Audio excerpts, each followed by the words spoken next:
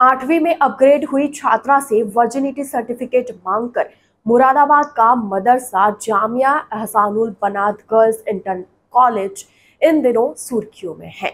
इस छात्रा से मदरसे में री एंट्री से पहले महज इसलिए वर्जिनिटी टेस्ट कराने को कहा गया क्योंकि वह कुछ दिन अपने पिता के साथ घर पर अकेली रही थी।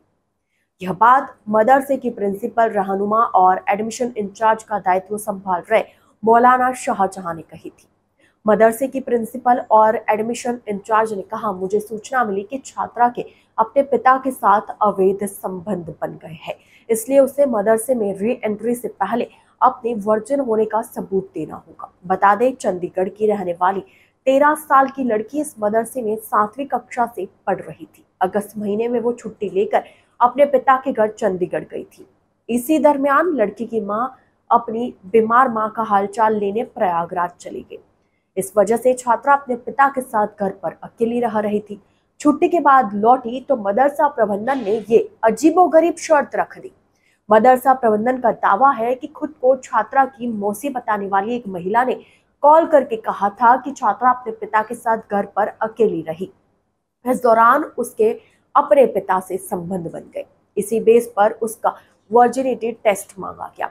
पीड़ित लड़की के पिता ने कहा, मैं चंडीगढ़ में इंदिरा कॉलोनी मोनी माजरा का रहने वाला हूं। मैंने अपनी बेटी का दाखिला 2024 में जामिया मदरसा मुरादाबाद में कराया था। ये मदरसा मुरादाबाद में दिल्ली हाईवे पर सीएनजी पंप के पास स्थित है।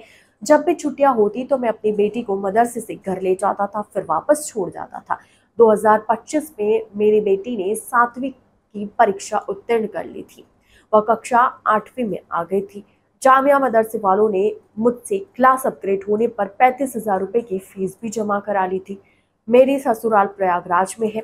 वहां मेरी सास के बीमार होने पर पत्नी जुलाई महीने में अपने मायके प्रयागराज चली गई।